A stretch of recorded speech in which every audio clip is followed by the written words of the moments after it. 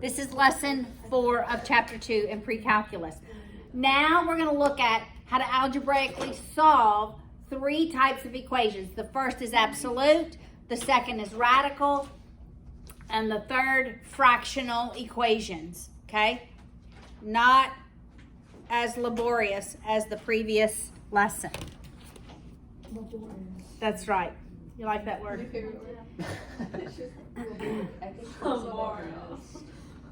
Okay, we can breathe. All right, absolute values. When we have the absolute value and we have an equation such as x minus 4 equals 8.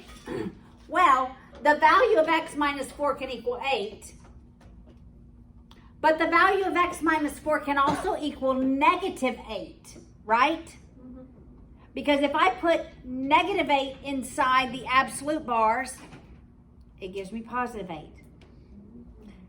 So that's what we do with absolutes. We do both the positive and the negative. So we do x minus 4 equals 8, but we also do the opposite of what's in the absolute values equals 8. Because when I put the negative of that inside the braces, then I get a positive. All right, so with absolutes, it's always the value and the negative. All right, you have to check. For all of these, there has to be a check for all 3 types in this lesson. All right, so I add 4, right? So x is 12. I'm just going to change this to negative 8. I'm just going to multiply by negative on both sides. X minus 4 is negative 8. I will add 4. X is negative 4. And I'll make sure they both work. 12 minus 4 is 8. That one works. This is really the one I'm absolutely checking. Negative 4 minus 4 is negative 8. Absolute is positive. All right.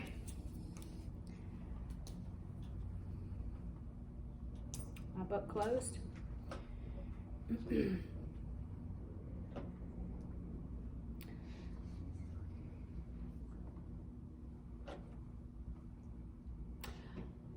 All right, look at example 2.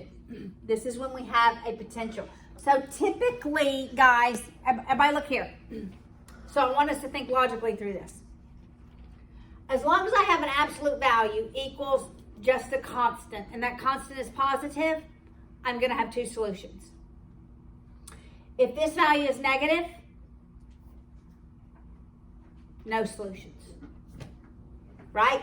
Because I can never say x minus 4, the absolute value of that, equals a negative number. It will never yield a negative value. All right, so positive constant, 2, and 2 always work. A negative value, none. Now, when we have something like example 2,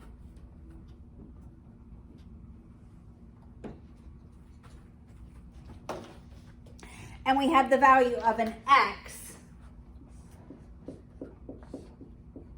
on the right-hand side, subtracting a number. Now, this is when we might have a value that does not work. All right, so we absolutely have to check it. So remember, we just drop the absolutes and solve. Or we take the opposite of what's in the absolute and solve. So absolute's always 2 equations. All right, so I'll subtract x on both sides. I'll add 2 on both sides. I have 4x is 6. X is 3 halves. That's one solution. Why would we have fractions, huh? But we do. All right, I'm going to distribute the negative. Negative x minus 4 equals 5x minus 2. We will add x to both sides, add 2 to both sides,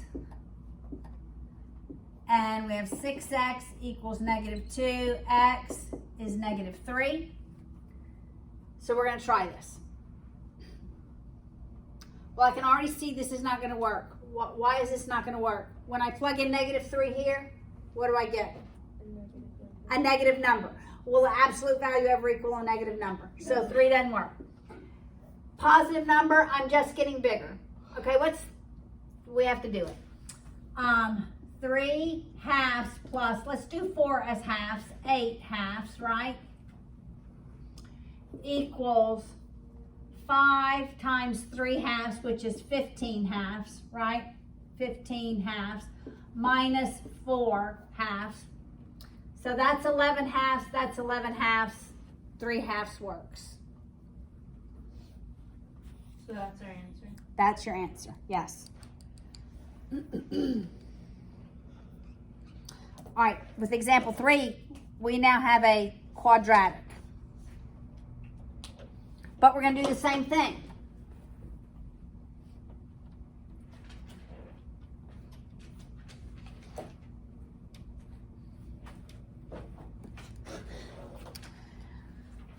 All right, so we have the absolute value of x squared plus 4x minus 3 equals 2. We drop the absolute.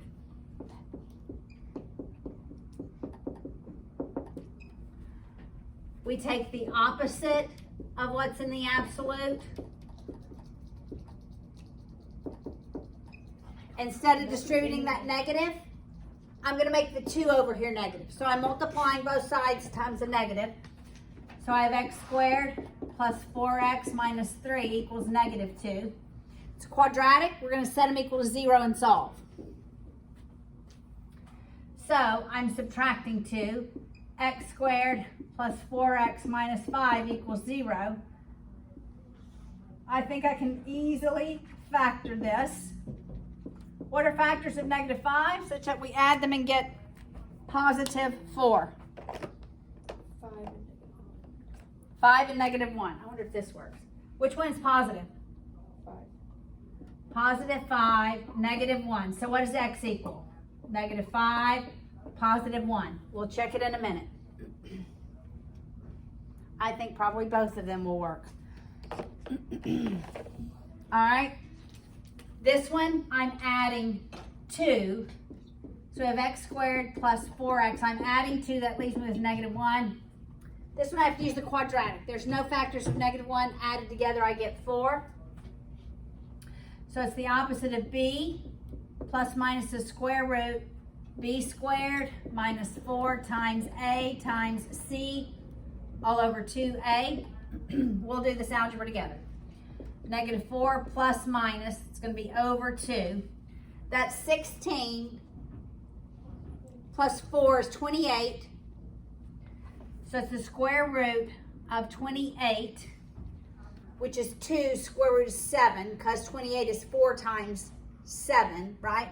2, what did I say, 2 square root of 7? Minus 4 plus minus 2 square root of 7 over 2. Every time it's divisible by 2. So it's negative 2 plus minus square root of 7.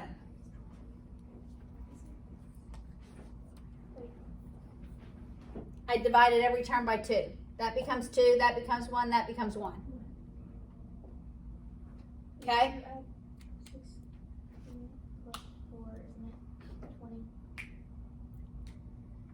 16 plus 4 is 20. Yes. So that's the square root of 5 in there. That's the square root of 5. Yeah, not 7. Okay. Then you check it, right? We're not going to check it. And I believe all 4 are, in fact, solutions. Wait. All 3. 4. 1, 2, 3, 4. This is plus and minus, right? I saw the negative. But you need to check it, okay? Now, radicals. All right, so that's absolutes. Radicals. You isolate the radical and then square both sides. Again, these have to be checked. for the same reason that an absolute value cannot equal a negative number, a radical will never equal a negative number. So they both have to be checked. Yes, ma'am. Yeah. Okay, both of these, well, all of these have to be checked. Fractionals will be just slightly different. All right, so I'm on page 112. Example 4. 5 plus the square root 3x minus 11 equals x. I isolate the radical all by itself. Nothing multiplied by it, nothing added to it. Okay, so I'm going to subtract the 5. I end up with 3x minus 11, the square root of that, equals x minus 5. Now I square both sides. On the right, left hand, we just have what's under the radical. This is FOILed. X squared minus 10x plus 25. That's x minus 5 times x minus 5. Now set it equal to 0. I'm going to subtract my 3x. I'm going to add 11. So that 0 is x squared minus 13x plus 36. 9 times 4 is 36, right? And that equals 13. So it's x minus, both are negative, x minus 4. So the value of x is 9 and 4. You have to check them both. You go back to the original equation. So we have 5 plus the square root. 3 times 9, y'all help my math here. 3 times 9 is 27, minus 11, 16. Does that equal 9? Yes. That equals 9. Okay, let's do 4. 5 plus the square root of, that's 12 minus, that's 1, equals 4. No. Doesn't equal 4. So 9 is That one doesn't work. Did I do my math right, y'all? this one. All right, so that x equals 4 doesn't work. It is not a solution. Yes? I just put square root of 1 right on top 1, so it would be 5 plus 1 equals 4. 5 plus 1 is 6. Equal 4. Right, I know. I know. It's okay, Emma. Because you were in your brain, you know what you're thinking? 5 minus 4. Me too. I had to really say, okay. It means 5 minus 1. 5 minus 1, yeah, it's 4. Thank you. See, I can't even say it correctly.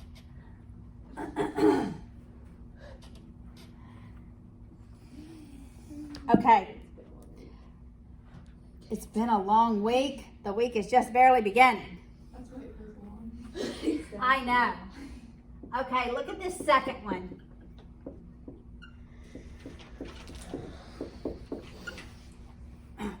You're going to have to square twice. Yay. All right, so we're going to add this radical to the other side. So we get 2x minus 3 equals square root of x plus 7 plus 2. Now, we square.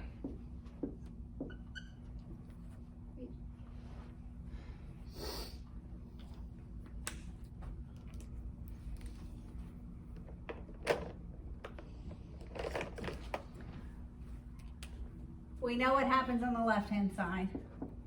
I'm going to write this out.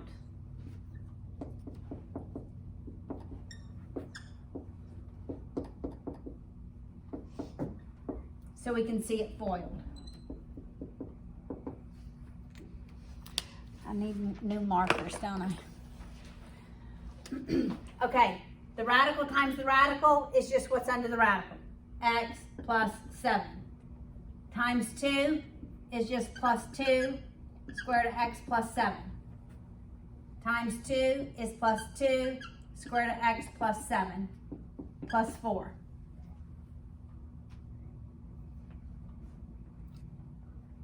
I'm going to move my x over through subtraction. 7 and 4 is 11, so I'm going to subtract 11. I'm going to combine my like radicals. So it's 4 square root of x plus 7 is x minus 14.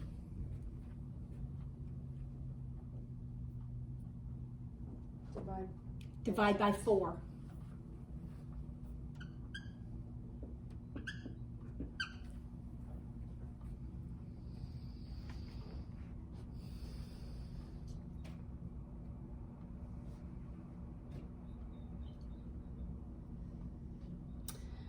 I almost want to put x over 4.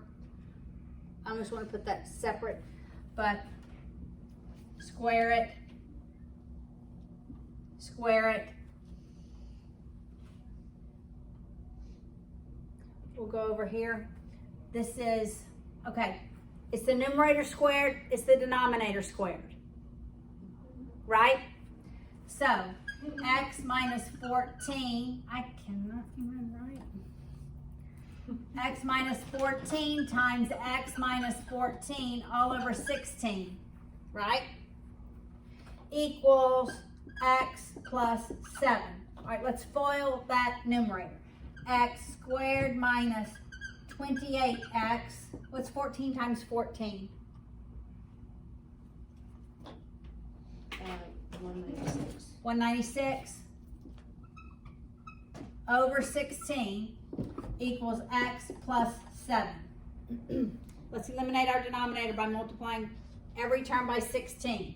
It eliminates on the left side. This one is by 16. So x squared minus 28x plus 196 equals 16x.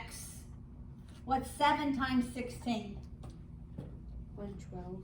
112. Let's move everything to the left.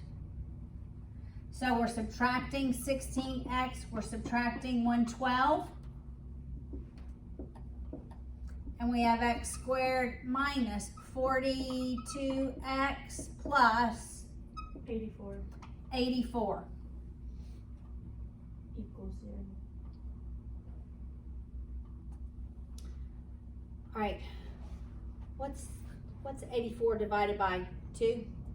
42. What's 84 divided by 3? 28.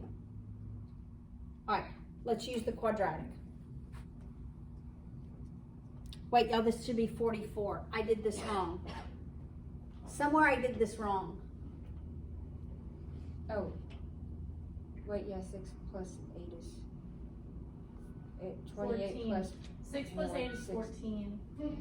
yeah, so it's, 44. yeah. So it is 2 and 42. X, they both have to be minus. 42, x minus 2, 0. So x is 42, x is 2. Go back and plug these into the original equation, make sure they work. Apparently 2 works, 42 does not. We're not going to go through that. But you know, radicals, you got to plug it in. So x equals 2. So x equals 2, yes.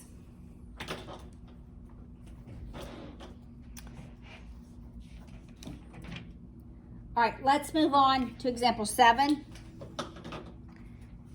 For the sake of time, you guys can read through. I really wanted to go through it, example 6, but I look at example 7. This is important. It's all important.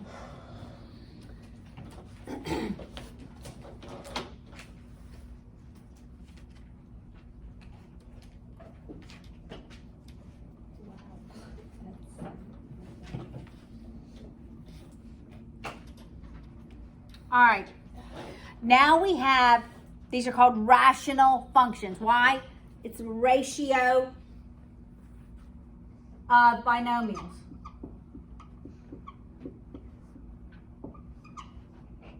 Minus x.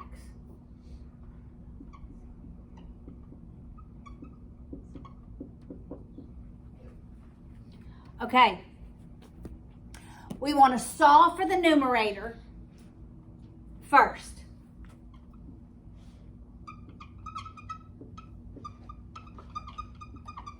Sorry.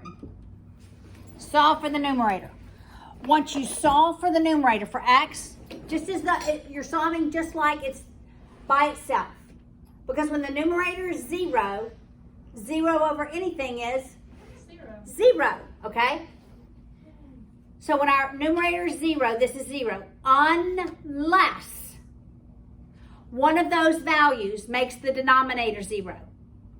The denominator can never, ever, ever equal 0. So once we solve for the numerator, then we plug those numbers into the denominator to make sure the denominator does not equal 0.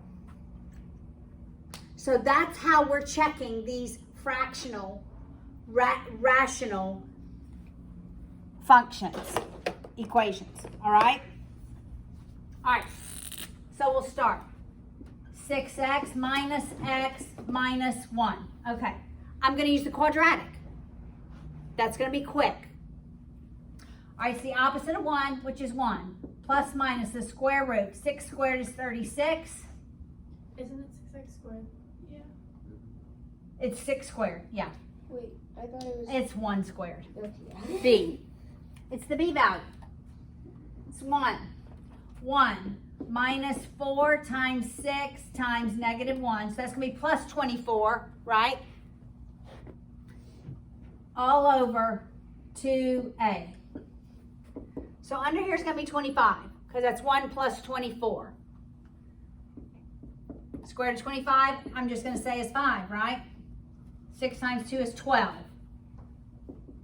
So plus is 6/12, which is 1/2.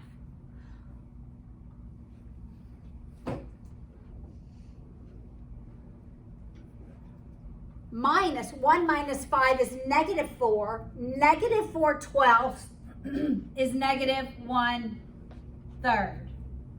So we have positive 1/2 and negative 1/3. That's my solutions for the numerator. Now I have to ask myself, does this make the denominator equal 0? All right, so let's plug it in. 1/2 squared plus 9 times 1/2 minus 5. What's 1/2 squared? 1/4. 2 times 1/4. 1/2. That's right. So it's 1/2 plus 9 halves. Let's make this minus 10 halves. Okay. Minus 10 halves. Well, that does make it equal 0. That is not a solution.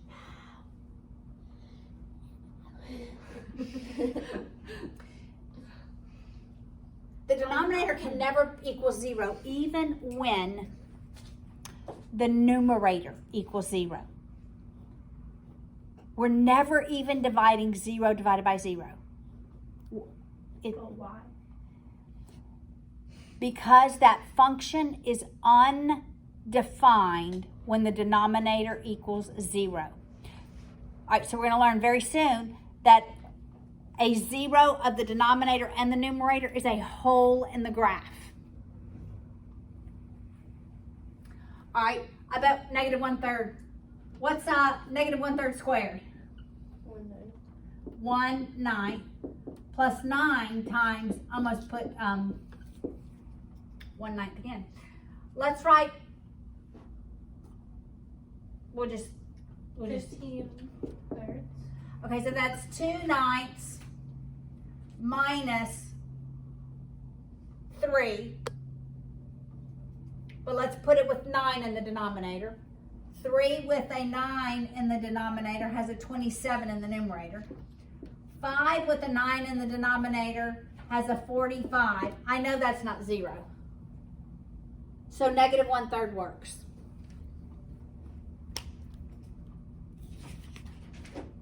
All right.